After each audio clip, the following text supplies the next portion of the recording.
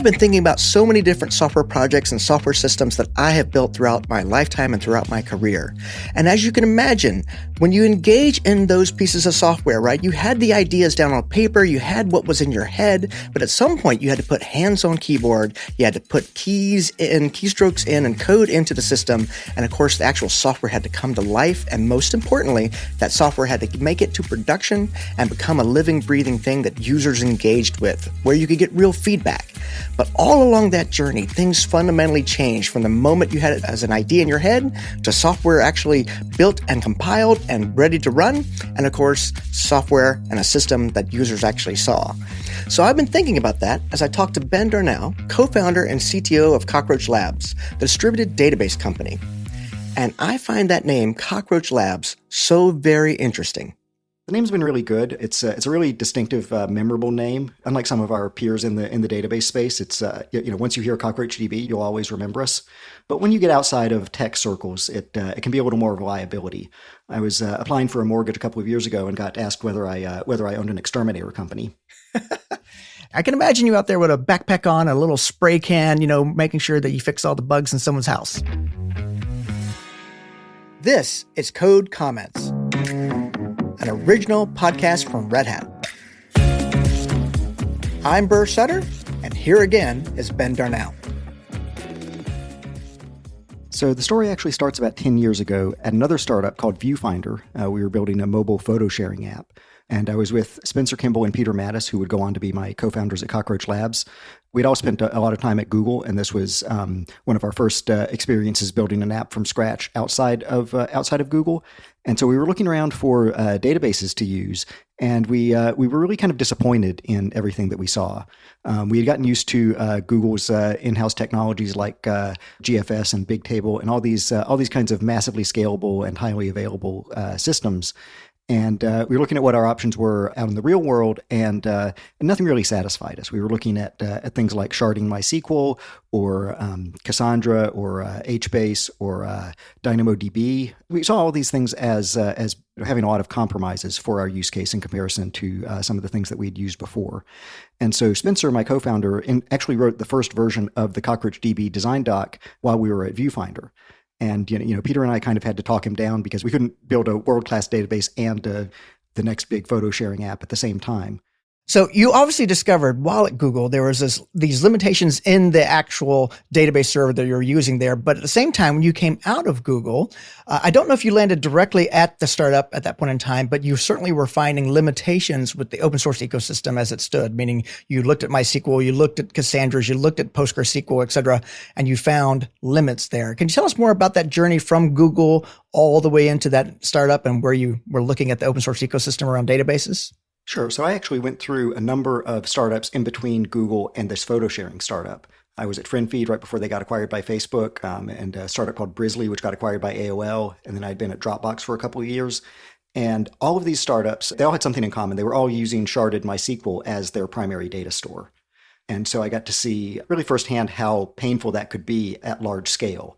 And I knew that was not something that I was eager to sign up for again, because we saw that as the system grows, all these different shards, they all fail independently. But when you get up to Dropbox's scale, for example, there were database shards failing on a weekly basis and needing manual intervention to clean that up.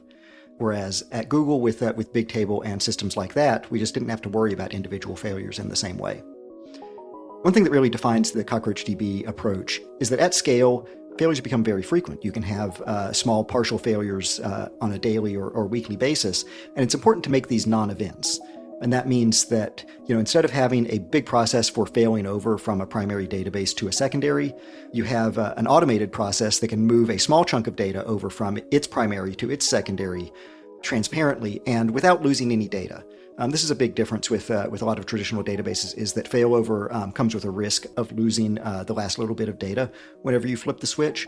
But in CockroachDB, everything is replicated consistently so that the failure doesn't lose any data, and therefore you can have this failover process be much more automated and faster and less disruptive because it's not going to lose any of your data. One of the things that's fundamental to the architecture, right, is that you guys have a distributed database. It's a distributed system. And that means there could be network partitions. There could be network failure in between any of the nodes. There could be a node failure, meaning one of the actual database engines just goes away, the virtual machine it's in, or the actual hardware it's on just dies. Can you talk more about how that consensus is reached? What algorithm are you using within this context? The whole system is built on a distributed consensus algorithm to bring all the nodes in the cluster into sync. The specific algorithm that we use is called Raft. It was very recent when we first started using it. It was just a couple of years old at that point. The classic distributed consensus algorithm is called Paxos, and it's notoriously complex and hard to understand. Raft came along in the last decade and promised to be a much easier to understand and implement consensus algorithm, and so that's what we chose to use in CockroachDB. And the essential idea in all of these distributed consensus algorithms is that they're all more or less built around the idea of running a lot of little elections. And so you typically have a leader. In CockroachDB, we have a leader for each range of data. So we have the data is divided up into many chunks called ranges, and each of those has its own leader so that this leadership responsibility can be spread across all of the nodes in the cluster. And whenever you want to write to the database, that essentially gets put to a vote of all the replicas of that piece of data, and you need a majority of those to come back. And so that's what gives you the ability to survive failures, because you don't need all of the nodes to respond. You just need 2 out of 3 or 3 out of 5. And so you're able to tolerate 1 or 2 node failures at any given time. And then you have enough nodes that survive that have the data that are able to then replace any copies that get lost. This is the key mechanism that we use to ensure that your data is always safe, no matter what happens to the underlying machines and hardware. So what Ben is telling us is that when you actually have distributed work, a distributed piece of software around multiple machines, especially with a network in between, things can go badly, things can break. And what you want to make sure is that your consensus algorithm, your consensus protocol is verifying that enough of the machines acknowledge that they have written the data properly. And if you've done that, you can feel very secure and very safe that your software and your data has been persisted correctly. Conceptualizing an algorithm on paper, certainly designing it out, is one thing. But actually building it into a piece of software where you have to put hands on keyboard and create the code is a whole different thing altogether. Ben told me about his actual experience where he actually started laying down the keystrokes and building out that code around the consensus algorithm and how that fit into the overall perspective of what they needed to build for Cockroach Labs. I started working in Cockroach in earnest at a hack week when we were working at Square, and Cockroach was just an open source project at this time. And so I had this hack week blocked off. And the first code that I wrote for CockroachDB was actually an implementation of Raft. And in that week, I was able to implement, I would say, probably the first 80% of the Raft algorithm. And then it turns out that we'd spend upwards of the next year working on what I'd say is the last 20%. So getting started, we were able to implement the happy path where you have a fixed set of nodes and, there's no failures or there's certain types of failures and everything is proceeding fairly normally and everything's working and, certain types of failures are tolerated. But then where it really gets tricky is when you have to deal with changing the membership of the cluster. The simple implementation of a distributed consensus algorithm always starts just talking about the membership of the cluster being a fixed thing supplied from the outside. But if you want to run this at scale, you've got to have nodes entering and leaving the cluster in a fairly automated way. And so you need to be able to safely add and remove nodes. This is where a lot of the subtlety comes in. There's you need to make sure that the nodes that are being removed from service are properly removed and they're able to sync up with all their peers before they go so that you don't leave the cluster in a fragile state. And you need to introduce new nodes in a way that everyone agrees on who gets a vote, essentially, in those elections. You've got to make sure that the membership roster of the cluster is very consistently maintained. On paper, it tends to be a small fraction of what the protocol looks like. There's maybe a page or two out of a 15-page paper on Raft devoted to this topic. But in terms of implementation complexity, it's much hairier than it looks. I do appreciate the point you made there about the happy path and the fact that, something as simple as how many nodes there are to begin with and how nodes maybe join the cluster or leave the cluster over time, that represents a much harder, a much more challenging set of algorithms, if you will, and things to figure out as you pull all those elements together. Yeah, this next 20% kind of took us the better part of a year. But then in the course of that year, we ended up connecting with the team working on etcd at CoreOS.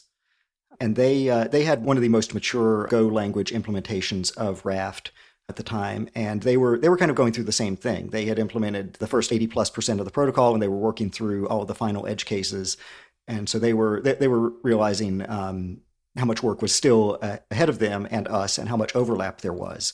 And so they suggested that we join forces and share a single implementation. You mentioned that you were doing this over at Square, and you were able to contribute that code to an open source project, it sounds like at the time. But there were other maturing implementations based for the Raft protocol in Go, written in the Golang programming language. That was etcd, and also from HashiCorp. Is that correct? Yeah, so when we were starting the CockroachDB project, well, there were a lot of implementations of Raft in Go at the time, actually, because of the timing of the Raft paper and the introduction of the Go programming language. It turns out that a lot of people used Raft as kind of a starter project to learn the Go language, which is an interesting trend that we saw in whatever year this was, about 2014. So before I started implementing Raft from scratch by myself, I looked at the two major competing implementations from HashiCorp and CoreOS, and saw that they weren't quite suitable for us. One of the things that's unusual about CockroachDB and the way that we use distributed consensus algorithms is that we run a lot of different instances of the algorithm. So in CockroachDB, we divide the data up into many thousands of independent ranges, each of which is a separate instantiation of the Raft protocol, whereas in something like etcd or Console, you really just have one instance of Raft for the entire system. And so we're very concerned about the scalability of the protocol implementation. And so we saw that both etcd and Console's Raft implementations would do things like start up Go routines in the background for the protocol. And this kind of background processing, when you multiply it by 1,000 or 10,000 different instances of the algorithm running in parallel, this can really be a drain on the node's resources. And so we needed to be able to run many instances of Raft without the overhead of a Go routine per instance. And that was the original reason why I started implementing the protocol from scratch, even though there were these existing high-quality implementations out there. Well, one thing I really love about the story you're telling us here is that it started with a proprietary solution to a hard problem, in this case, a distributed computing, a distributed database. And then as you moved out of that organization into more startups, you then found that this did not exist in this world. And what's amazing about this from an open source perspective is you, as a software engineer, had that itch you wanted to scratch. You had that problem you wanted to solve, and you did not see a perfect solution in the space, even if there were other open source projects that were already implementing the Raft protocol in Go, in the Go programming language, like the folks over at etcd and HashiCorp. And then you found that collaborative opportunity with some of these other players in the market to actually really build out that element of your application architecture. I would like to double click and drill down just for a moment on that multi-Raft idea, the multi-Raft protocol, because you mentioned that the current open source implementations out there were single Raft implementations. They had those background Go routines that were somewhat problematic, at least at great scale. Can you describe for, let's say, our average listener who's only perhaps just worked with a relational database before, not necessarily thought too much about sharding per se, or the fact that there's sort of these different indexing solutions. What does that really look like from the user's perspective, that multi-Raft protocol, that ability to basically use Raft around, I assume, what is a group of rows in the database? Well, for one thing, to an end user of CockroachDB, it doesn't really look like much because it's all happening under the hood. It's all basically invisible. In terms of what we mean when we say multi-Raft, this is about the fact that one server in your CockroachDB cluster may be responsible for 10, 20, 30,000 ranges. And so you're running 30,000 instances of the Raft protocol in a 10-node cluster, for example. You're going to have a lot of overlap in the membership of those Raft instances. And so one of the things that Raft has to do is it has to send heartbeats between all the different peers of the node. And so you have these heartbeats going back and forth with these nodes just essentially asking each other, are you alive, and able to respond. And so these messages are flying back and forth. But if you're, in the CockroachDB case, you don't want to have 30,000 heartbeat messages flying back and forth every second. That just, wastes all your computing resources. You want to be able to say, I see that I've got 10,000 Raft groups, but I've only got 9 actual peers. So I want to be able to send 9 heartbeats instead of 30,000. That's the kind of thing that we do in multi-Raft, is we recognize the higher level structure and try to coalesce and consolidate a lot of this background activity across the many different independent Raft groups that exist under the hood. I can see how this is incredibly valuable as the number of nodes grows, as well as the volume of data in that database grows, right? You want to make sure that it's not so chatty across the wire and there's not so much interaction, as you mentioned, just a heartbeat going back and forth. That does add a ton of overhead, both at the CPU level as well as the network chattiness, right? For these things to simply say, hey, I'm still alive, I'm still okay. We don't need to elect another leader at this point in time.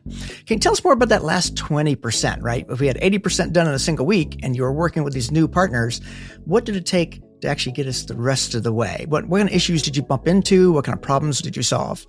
Yeah, so the last 20% is all about kind of chasing down all the corner cases and edge cases. So in the Raft protocol, as we implemented it, it turned out to be very safe in the sense that we never had a lot of problems with the protocol doing a bad thing, but we did have problems with liveness, the way that under adverse conditions it would fail to do anything at all.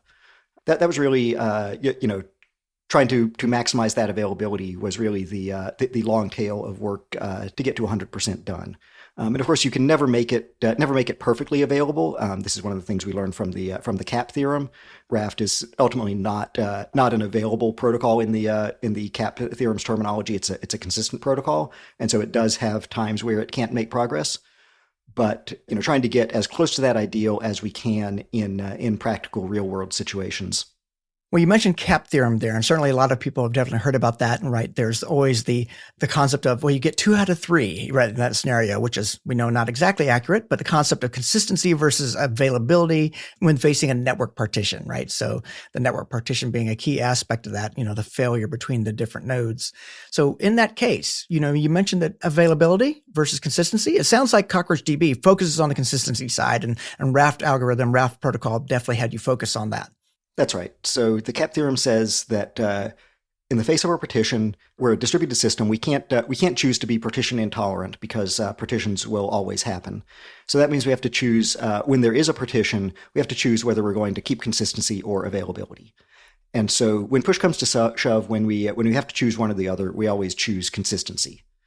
But within that framework, the CAP theorem's trade-offs only apply in a fairly narrow window of situations, and so the vast majority of the time when we're doing things to improve the availability of the system, we're not anywhere near the limits where the CAP theorem starts to apply.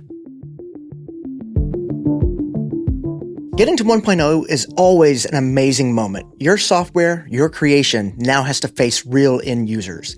And getting your very first customer for a database is not so easy. It is a non-trivial thing that you're asking people to do. As you know, data is one of the most important assets in your organization. Ben told me a story about one of their biggest and earliest customers having a failure that resulted in data loss, and how his team rallied to address it. There were actually 2 different versions of the Raft paper. The first version described a very complicated membership change protocol called joint consensus, which was very robust, but was very complex to implement. And then there was a second paper on Raft, which introduced a major simplification in this area. It said that you didn't need the joint consensus protocol as long as you were only ever adding or removing one node at a time. And so we said, that's great, we'll just implement the simpler version. The problem is that if you want to move a replica instead of just adding or reducing capacity, that means you have to model it as an add followed by a remove, or a remove followed by an add. And if you model it as a remove followed by an add, which happened to be the way that we implemented it at first, then you're in this very fragile state in between. So you originally have a 3 replica configuration, and you need 2 out of 3 to be able to make progress. If you go down to 2 replicas, then all of a sudden you can't handle any more failures. You need 2 out of 2 to be a majority, because if you just have one vote in a 2-member cluster, then that's a tie. And so there's this window in between going down from 3 to 2 and then coming back up to 3, where you're vulnerable. You can have one loss that can lead you to losing your quorum. And this sounds like it's a risk of going down from 3 to 2 before coming back up. It actually works out in the other way as well. If you go from 3 nodes, add the 4th node before removing one of the nodes, that can lead to problems, especially in a multi-region or multi-data center case, because then you find yourself with 4 nodes instead of 3. And if you have 3 data centers that you're working with, then 2 of those nodes have to be in the same data center, and they could suffer correlated failures. That's something that we saw here, where one of these customer clusters experienced two failures at the same time because of a region or availability zone data center outage. And then because it happened at just the wrong time when the cluster had temporarily up-replicated into this more fragile state, then they lost quorum, and that range was broken until we could get in to manually fix it. And so in order to fix this, we did some quick fixes at first to try and repair the immediate damage to get this user cluster back up and running.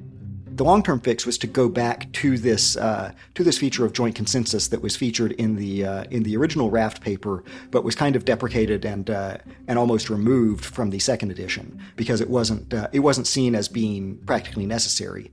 But at least in our, again, coming back to multi-Raft and the way that we have this large number of Raft protocol instances undergoing constant up and down replications, we were much more vulnerable to this risk from doing the one replica at a time change, and so we needed a protocol that could actually guarantee that it was going to be correct, even in the face of failures during the membership change process. And so this ended up not getting fixed until I think it was about 2 years after 1.0. It was just a very sizable project. We needed to lay the groundwork over a long period of time to be able to make that transition. But in the end, again, because we were working with the etcd team on this, the work that we were doing here was also able to benefit that project as well. Well, what I find interesting about this part of the story is that you guys actually saw that there was a great need for something that other people perceived as optional, right? You mentioned the atomic replica changes, the replication happening, right, and having guarantees, if you will, as to how those replicas get started up, get shut down, and making sure that they are happening, let's say in this case, across multiple availability zones. I want to know more about that because that suggests to me that other people had not gotten to the level of complexity in terms of their implementation with the Raft protocol that you guys had, or they had not pushed it enough in production to see some of these edge cases occur in a real production environment with a real distributed database engine. Why do you think you guys were the first ones to really kind of stumble across that and realize optionality or being optional was not really optional? I think it comes down to the fact that when you're operating at scale, everything has to be automated. There's an assumption in a lot of these papers. The reason that the Raft authors decided that you didn't really need the more complex protocol is because they were envisioning adding a replica to the system to be kind of a rare manual event. It would be an operator somewhere pushing a button, and that operator would presumably know to look at the network status and not do it when if there's any signs of trouble. So it's only going to be executed under kind of best case conditions. So it's just not considered a completely routine operation like it has to be when you're operating at massive scale. Well, you mentioned that you guys discovered that you needed this capability by working with a real world customer who was actually having a real world struggle at that moment.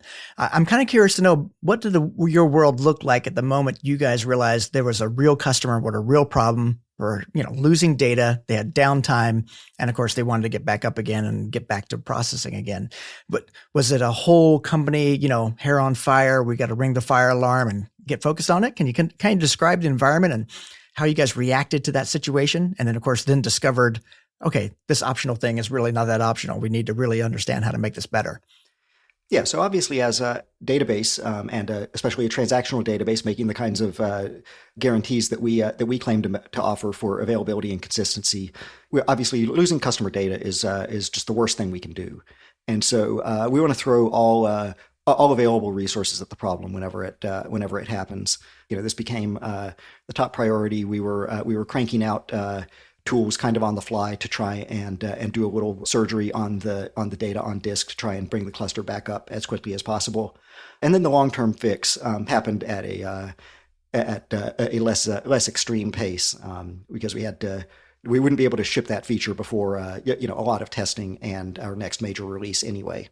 And I like how you mentioned you guys were engineering new tools basically on the fly to basically say, hey, execute this, execute that.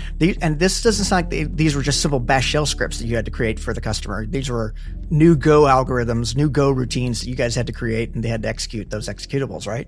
That's right. Yeah, this was new Go code that was written and being built into the CockroachDB binary. So we were shipping them new releases of CockroachDB on the fly.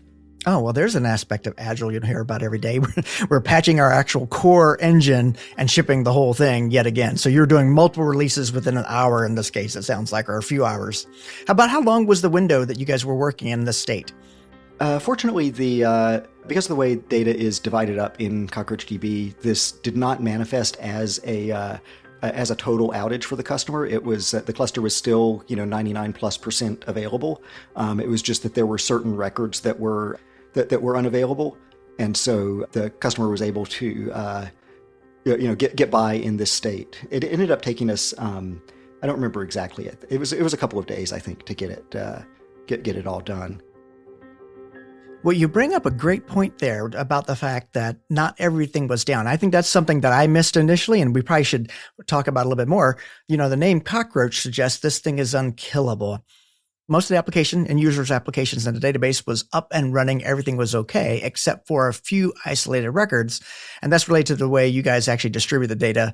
And therefore, it was only this one subset that had problems. And so that's incredibly powerful. Just that alone is a powerful story where if the customer is continuing on trucking, but they just had a problem in one area, that's a massive win for the customer, as well as a testament, if you will, to the architecture and the solution you guys have created. Well, I got to ask you this particular element because I'm very curious. Normally, in the case of software engineering, when we run into a failure, often we learn from that. We actually learn more from our failures than we do from our successes in many cases. So based on that concept, right, that you had to go through some learning, kind of tell me how this plays out. What lessons did you guys learn, and how did it impact your journey as a company and a corporation, as a team, as you guys continue to learn from that experience as well as others? Well, one lesson from this, it turns out that the issue around atomic replication changes was something that we had kind of made a note of early on, and we filed an issue in our issue tracker on GitHub, and then kind of forgot about it because it seemed like it was such a remote possibility. One of the lessons from this is that it really is important to go through your backlog of old issues, because there may be real things hiding there. If something doesn't feel right and it makes you think you need to file an issue about it, there's a very real chance that it will come back to bite you later. Ben's real-world experience, where their software in the hands of real end users might be used in a way not previously anticipated, where a rare manual event, that remote possibility, like adding a replica to the database, might be an edge case. Because as we all know, software is never finished. The happy path is one thing, but it's those edge cases that often get us. I really love hearing these stories of real-world software deliveries, stories just like Ben's about founding Cockroach Labs, because we can all learn from them.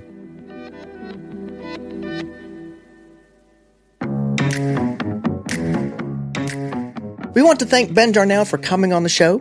Thanks also to Aika Ziki-Baeva, Joe Gomes, Michael Waite, John Gibson, and Victoria Lawton. This episode was produced by Brent Semino and Caroline Craighead. Our sound designer is Christian Proham. Our audio team includes Lee Day, Stephanie Wunderlich, Mike Esser, Johan Philippine, Kim Wong, Nick Burns, Aaron Williamson, Karen King, Jared Oates, Rachel Ortel, Devin Pope, Matthias Foundez, Mike Compton, Ocean Matthews, Alex Trabulsi, and Victoria Lawton. I'm Burr Sutter, and this is Code Comments, an original podcast from Red Hat. Thank you so much for listening, and I hope you'll join us again next time. Hi, I'm Jeff Ligon. I'm the Director of Engineering for Edge and Automotive at Red Hat. The number one hesitation that I think folks have about Edge is that they assume they're not ready for it. They think that it'll mean starting over from scratch, or that every time their business needs to change, they'll be re-engineering solutions and re-evaluating vendors. And look, Edge is complex, and it does mean a different approach, particularly for devices at the far edge. But with Red Hat, it doesn't mean starting over with new platforms. We've taken the same enterprise solutions that simplify and accelerate work across the hybrid cloud and optimize them for use at the edge, so you can manage your edge environments just like you do the others. Come find out how at redhat.com/edge.